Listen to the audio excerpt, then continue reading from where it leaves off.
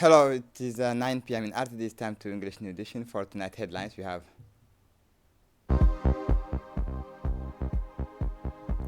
head of state presides over the second councils of the minister.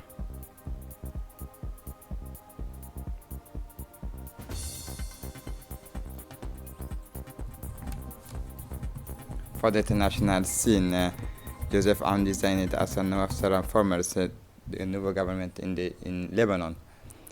Welcome to our newsroom. The second meeting of the Council of Ministers was held on Tuesday, January 14, 2025. Listen for more details.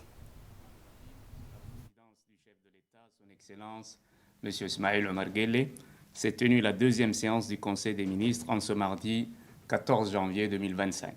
Étaient inscrites à l'ordre du jour 6 questions. First question, draft law for the creation of the regional hospital in Tajura. This draft law represents a major advancement for the national healthcare system. The Tajura Regional Hospital will complete the third tier of the healthcare pyramid, especially benefiting the northern regions of Djibouti. It aims to improve the quality, availability, and accessibility of healthcare while easing the burden on Djibouti's facilities. This modern hospital will offer accessible care to nearby communities, reducing disparities in access to specialized medical services. The project also aligns with sustainable development goals by ensuring equitable and universal access to quality healthcare. Second question, draft law on mandatory vaccination. This draft law proposes mandatory vaccination for specific groups, particularly children under 5 and pregnant women. It introduces new vaccines such as the MMR vaccines, measles, mumps, rubella, the HPV vaccine, human papillomavirus, and the DTP vaccine, diphtheria, tetanus, and pertussis. These measures aim to reduce infant morbidity and mortality while enhancing the prevention of communicable diseases. This initiative supports sustainable development goal, ensuring healthy lives and promoting well-being for all. Third question, draft degree approving the revised National Action Plan for 2024-2025. The revised National Action Plan for the National Disability Agency 2024-2025 builds on an updated national strategy. It focuses on priority areas such as education, vocational training, health, employment, and social protection, developed through a collaborative and inclusive approach.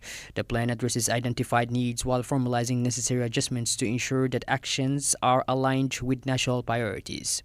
Fourth question, draft degree approving the 2025 budget for the NSSI. The 2025 budget for the National Agency for State Information Systems amounts to 556,753,000 Djiboutian francs, a significant increase from 451 million in 2024. Key investments include cybersecurity enhancements, digitization of public archives, and the development of new systems like IGO and iValue for better management of official announcements. These projects aim to strengthen innovation and improve digital services, meeting the expectations of both users and public administration. Fifth question, draft degree approving urban planning regulations for Djibouti City. This degree approves urban planning regulations for the municipalities of Djibouti City, Djibouti, Bel'aus, and Balbala. It aligns with the master plan for urban development to transform existing and new urban areas. The objective is to move from a subdivision-based approach to integrated urban hubs, creating harmonious spaces tailored to specific characteristics. This project seeks to support the country's economic and social growth while improving urban organization. Sixth question, draft degree establishing a technical committee for Djibouti Railway. Since January 2024, the management of Djibouti Railway has reverted to a binational administration under Djibouti and Ethiopia. This draft degree proposes establishing an interministerial technical committee to oversee railway operations, resolve administrative and technical obstacles, and recommend performance improvements. The committee will serve as an interface between railway operators and the government, enhancing coordination and operational efficiency. La troisième question concerne un projet de décret portant adoption du plan d'action national réajusté pour 2024-2025, pour l'Agence nationale du handicap. Et ce plan réajusté est donc adopté sous forme de décret. Il a pour objet donc de mettre en place cette stratégie nationale pour les années 2024-2025. Le plan d'action des autres domaines prioritaires, donc à savoir l'éducation et la formation professionnelle, la santé et l'emploi et la protection sociale, qui ont été mises à jour à travers une approche collaborative et inclusive de toutes les parties prenantes, résultant en un document de plan d'action ajusté pour la période 2024-2025. Le projet de décret vise donc à aligner les actions avec les besoins et priorités identifiés tout en formalisant les ajustements nécessaires. La quatrième question concerne un projet d'arrêté portant approbation du budget prévisionnel 2025 de l'Agence nationale des systèmes d'information de l'État, plus connue sous l'acronyme d'ANSSI. Le budget 2025 de l'ANSSI est arrêté en équilibre, en produits et en charges à 556 753 000 francs Djibouti. Ce budget connaît une augmentation, donc il passe de 451 millions en 2024 à 556 millions en 2025. Ce comité technique est composé d'experts, de ministères et des institutions étatiques, et donc l'adoption de ce décret permettra d'une part de régler tous les obstacles administratifs et techniques et d'autre part de proposer à la commission ministérielle binationale des solutions d'amélioration sur la performance d'Ethio-Djibouti Railway. The Council then turned to the other items on the agenda. Let's listen to the government spokesman, Mahmoud Ali Yusuf. A major conference on regional international diplomacy was held yesterday afternoon at the conference room at the Diplomatic Studies Institute in Djibouti, in collaboration with the Institute of Advanced National Defense Studies. The aim of the meeting was firstly to enable the IED to present its mission objectives and crucial role in regional diplomacy, and secondly to explore ways of strengthening exchanges of diplomatic experience and practice. In addition to delegates from each ministry, participants included key figures such as Mohammed Ali Hassan, Secretary General of the Ministry of Foreign Affairs and International Cooperation, Mohammed Abdul Qadir, Director General of the IED, and Ambassador Gayle Idris Omar, Director of Multilateral Relations, AMB Musa, Director of Communications, as well as the directors of the various Ministry of Foreign Affairs Department. Discussion focused on key issues including Djibouti's strategic positioning in the face of the challenges of an unstable region such as the Horn of Africa and its crucial role in international diplomacy and regional stability. The speakers underlined the importance of cooperation and coordination between diplomatic institutions and international players in responding to current geopolitical challenges. The second phase of the regional seminar on marine equipment maintenance strategy for operational sustainability in the Indian Ocean was officially launched at the Center for Regional of the Maritime Training in Djibouti. This major event, jointly organized by the Department of Maritime Security and the United Nations Offices on Drugs and Crime, UNODC, is financially supported by the Government of Japan. The aim of the seminar is to strengthen the strength of the capacity of Coast Guard and maritime authorities in Indian Ocean countries to maintain naval equipment, a key element in ensuring operational sustainability and maritime safety in the region. The event brought together senior officials and Coast Guard commanders from several Indian Ocean countries who discussed the challenges and best practices for maintaining a functional and ready maritime fleet. Regional cooperation in maritime asset management and maritime safety is essential to address growing threats such as illegal fishing, piracy, and illicit maritime traffic. At the opening of the seminar, several Djibouti officials as well as diplomats accredited to the Republic of Djibouti took the floor to welcome the initiative and underline the importance of collaboration between the state of the regions. Since its establishment in 2011, in the wake of the global crisis of maritime piracy of the Coast Guard, the coast of the Horn of Africa, the Center Regional for the Formations of Maritime of Djibouti has become the benchmark institutions for promoting international cooperation in maritime safety. The UNODC representative said that the department offers a unique framework for coordination and collaboration between the states of the regions and their international partners in order to combat in a concerted and responsible manner the transnational criminal activities rampant in the maritime spaces bordering the states that are signatories to the Djibouti Code of Conduct in its Jeddah Amendment. The commanders of the Coast Guard, Colonel Waisa Omar Bogore, said that the government of Japan, through its financial support, has once again demonstrated its commitment to the promotions of maritime safety and the capacity buildings in the countries of the regions. The UNODC as the organizers is thus continuing its effort to promote responsible management of maritime resources. its effort to promote responsible management of maritime resources and increase regional cooperation in the face of contemporary maritime challenges. The General Directors of the Center for Maritime Training, Mina Hussein, said that this seminar represents an important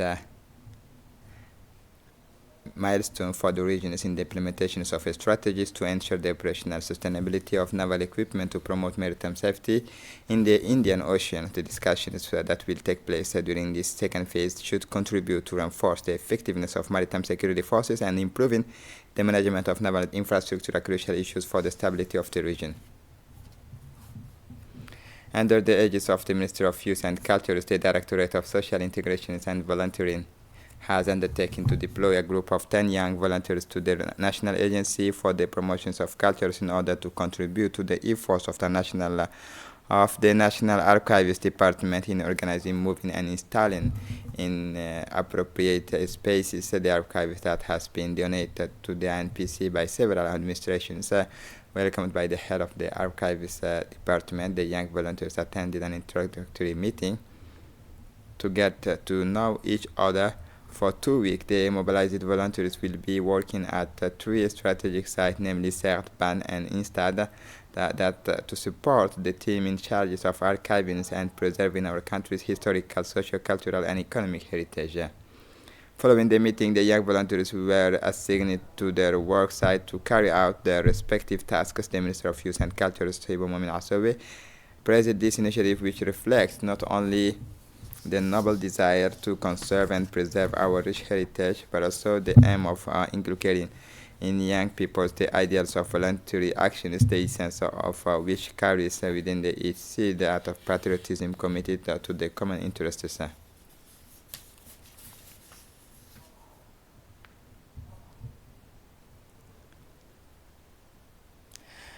After Obole locality, the Solidarity Caravan headed for Asamo, one of the important stages in this week of Solidarity. Asamo has seen a dazzling development in recent years thanks to projects and programs set up by the government and various development partners to combat poverty.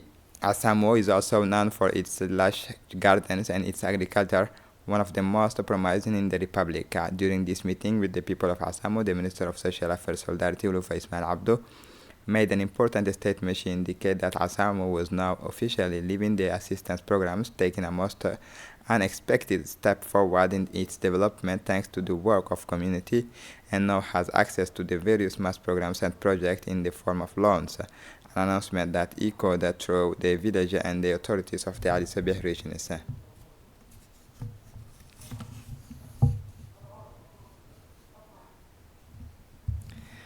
That the inhabitant of the Asamo locality said that, Madam the Minister, there are local sayings that he who has the means help his own. Today Asamo is in good hands, said the Vice President of the National Assembly. Asamo should be like the other regions, hosting a major development project. Asamo is today an example of development and growth for the rest of the country, just like the famous Dahar Obsiye Kashbasha and the young Fathiya, who today has assimilated the country's economic history and policies while referring to the visions of the head of state. We need this kind of role model in other regions and localities of the country. Translation instead of the prefect of the Ali Sabih.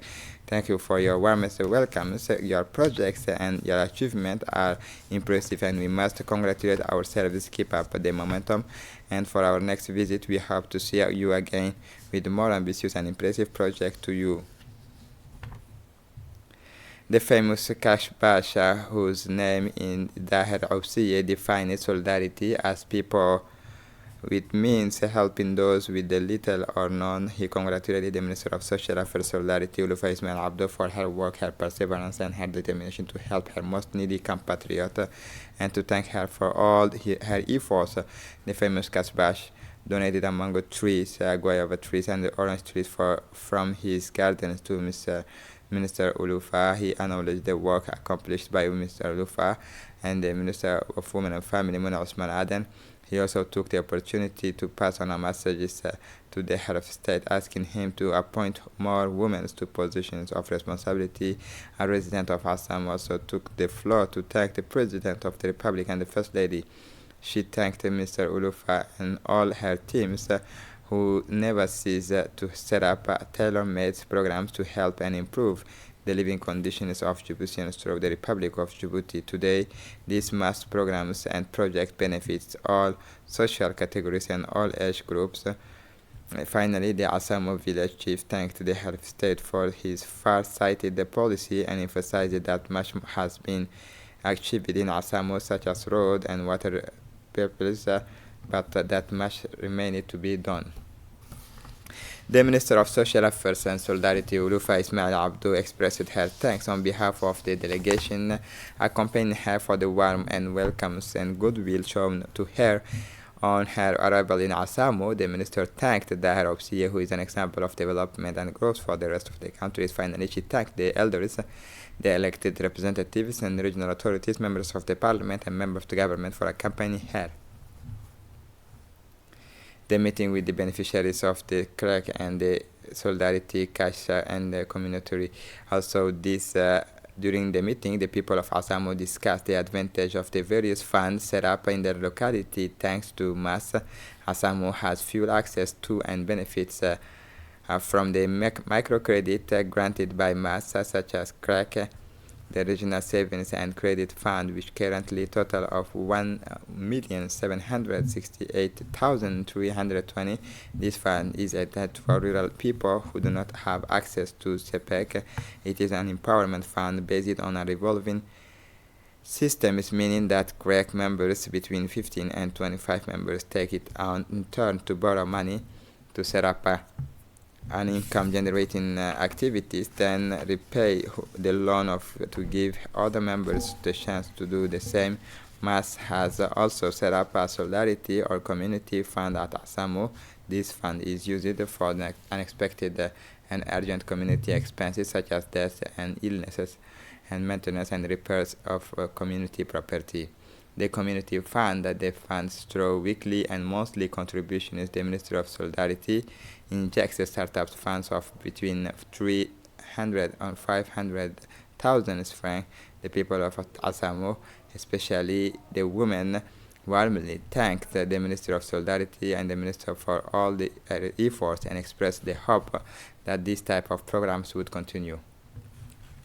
For her part, the Minister of Social Affairs Solidarity, Ulufa Ismail Abdu, made an important statement. She said that Assamo will now have a fund of 1,300,000 francs thanks to the work of Assamo community, which the Minister is granting. These mass programs and projects now benefit all social categories and all age groups. Further on, the Minister reminded us that the solar installationist has had some problems which her colleagues, the Minister of Energy, is going to remedy so that every inhabitant of Assamo can still benefit from the advantages of electricity and contribute to the sustainable development of the regions thanks to its renewable energies. For the international scene in Lebanon, a former president of the ICC Heads of Government. Listen for more details.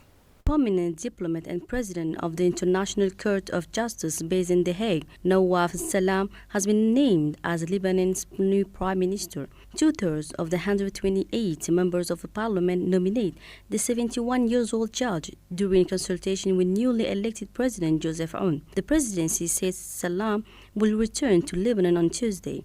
Salam was asked to form Lebanon's new. Salam's nomination was made by Western-backed groups as well as independents in the Lebanese parliament. The latter has the support of Saudi Arabia and Western countries as well. The fire in Los Angeles, access to several neighborhoods is still forbidden. Los Angeles is bracing itself for the return of strong winds threatening to fan the fire that have left scenes of desolation in its metropolitan area and have now claimed 24 lives, according to a new death toll on Sunday evening. In several neighborhoods, access to residences is still forbidden. And this is it for the news. Thanks for watching us. Have a good evening.